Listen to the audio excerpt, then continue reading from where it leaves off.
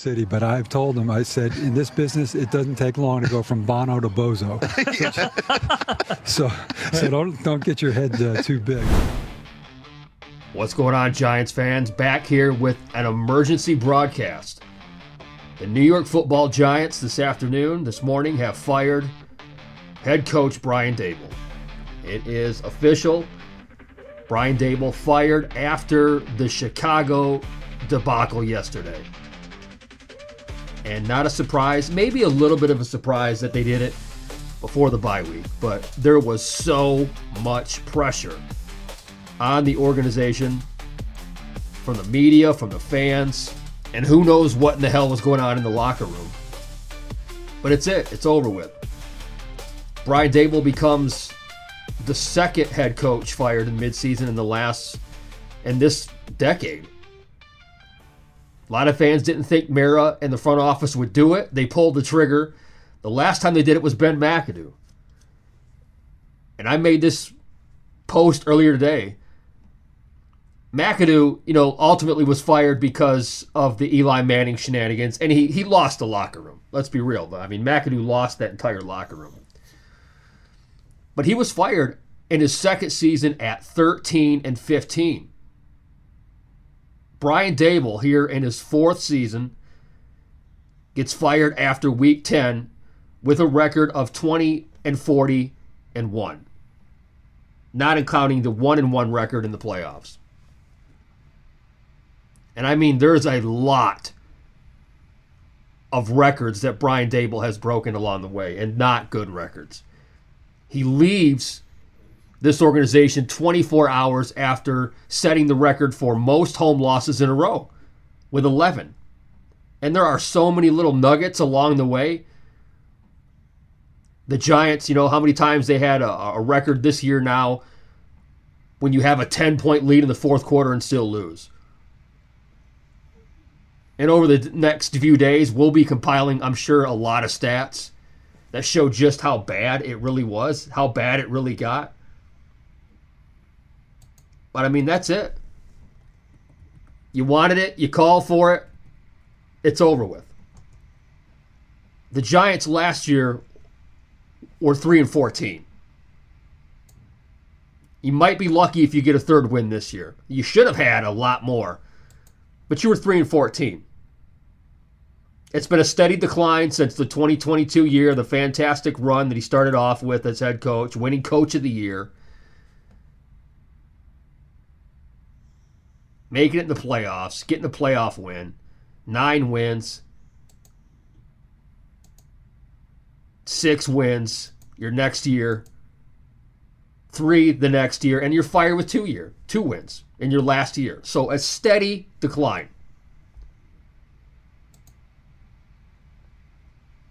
And I made a video last week making the case why you had to save Jackson Dart and protect Jackson Dart from Brian Daboll. And now, 24 hours after the Bears game, we're all seeing why. Is Brian Daboll the reason that Jackson Dart has a concussion? No, he's not. That's the style of play that Jackson Dart plays with. Balls to the wall, reckless. But is he at the helm and putting his quarterback and his team in a position where they have to be in these positions to come back, to score points? It all starts from the top. Jackson Dart leads the league in quarterback design runs. Yeah, that's not a knock. The guy has the ability to run the football. But the carelessness, what struck me yesterday was the carelessness in the press conference. And I stated this after the game in the post-game show. Brian Daboll looked like a guy, he knew it was dead man walking. You could tell. I've seen that look. I knew it was coming. I could tell by the language on the players. It's the same stuff. I mean, I'm an old-ass man. I'm an unk at this point. I've seen this before. I can read the body language. I can tell by the quotes that players know that it's about to be over. And Brian Daboll yesterday just kind of carelessly passing off the concussion. Like, you're talking about our future here. That was why I made the case for the Save Jackson Dart video. Jackson Dart is the franchise quarterback. You are the temporary head coach of the New York Giants and now former head coach of the New York Football Giants. It had to happen because Jackson Dart is the future. The guy has been evaluated for 4 concussions already in his rookie season. That's his style of play. I understand that. But when you got a guy out there putting the franchise on his back as your entire, your whole organization is on this guy's shoulders, and there's no confidence in a competent head coach. It'd be another thing if this was just a bad team, went through a lot of injuries, but the light at the end of the tunnel was at least you had a good head coach. At least you had, organizational things intact. But we don't. The head coach was extremely flawed. Joe Schoen is not a great GM. He's equally responsible, and he will not probably make it through this, but we'll see. Joe Schoen is absolutely responsible for the fact that the Giants don't field a competitive team as far as the roster makeup goes. Brian Daboll responsible for getting these guys to play, and it's atrocious. And it's been that way for a while. Joe Schoen, the roster building, the putting the pieces around, especially now with your rookie quarterback, is negligent at best. So do I think that it stops here? No, I don't. Nor should it. In the meantime, Mike Kafka is the interim head coach. Now you get, 7 games to see what you got with Mike Kafka. This is a guy that has been on the radar for a lot of teams. When they go to hire somebody every offseason, you see his name, he gets interviewed. Now we're going to see. And it's the right thing to do. He gets a chance to at least, not if he's not proven himself to the Giants, maybe they go outside of the building. Maybe they have their eyes on somebody else that we don't even know about today. But at least those teams that might have interest in Mike Kafka, the interview process starts right now. It starts this Sunday against the Packers. As far as everybody else goes, Brian Daboll falls on the sword here for Shane Bowen. I thought it would be reversed just a couple weeks ago. But miraculously, Brian Daboll goes before Shane Bowen. And John Mara had famously said, in this town, you go from Bono to Bozo real quick. And nobody has gone faster than Brian Daboll. He earned every bit of it. I hate to see this happen to people, especially in today's world. Brian Daboll is a good guy. He's a football guy. I've said this over and over. I like the guy. I've had a tough time being a Giants fan, coming to terms that I had to come out publicly and push for this guy to be fired. But I didn't do that. I wanted him to be ready. I wanted him to be the guy. It just wasn't the guy. It was just not the time.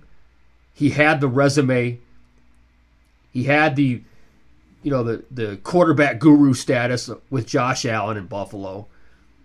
It didn't happen with Daniel Jones. We see what's happening with Daniel Jones outside of Brian Daboll. And I know there's a lot of people who would have made the case that you need to stay here. You need to stay things intact for Jackson Dart. And I continue to make that case no.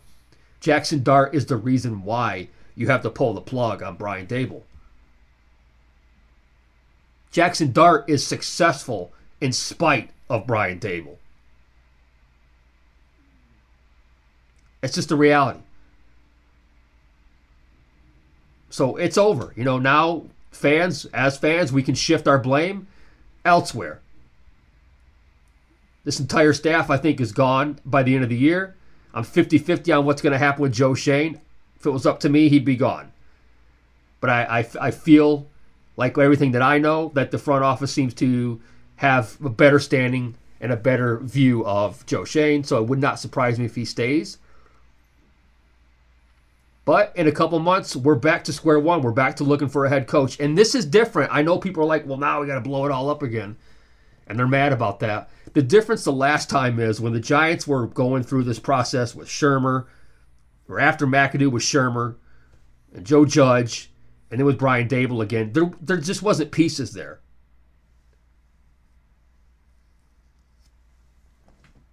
Now you have cornerstones. You have a franchise quarterback. You have a guy like Cam Scadaboo. You have hopefully a generational wide receiver that comes back healthy. Your offensive line has been playing really well when Thomas is in the lineup. He's got to stay healthy. And you got those pass rushers. That nucleus along with Dex. You have pieces to the puzzle. This is not like the last few times that the Giants have hit reset. So we're in it now. What's done is done.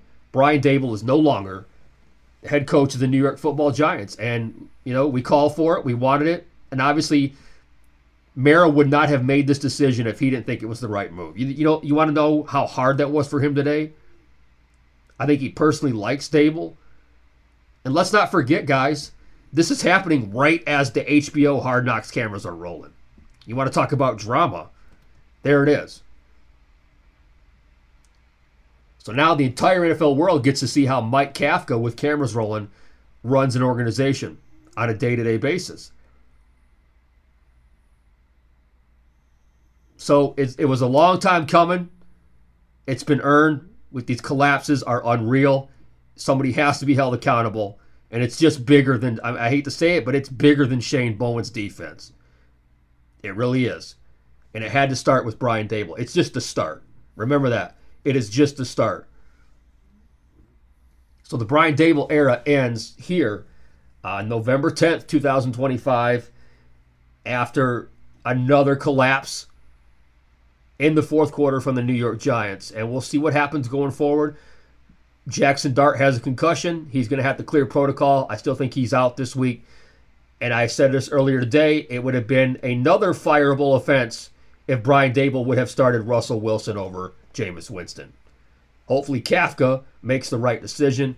If Dart is out, which he probably should be, you have to roll with Jameis Winston. Winston needs to be elevated. He's your backup quarterback for the next couple years. You had Russell here on a rental, and he's cooked. He's done. No fault to him. Great guy, but he's done.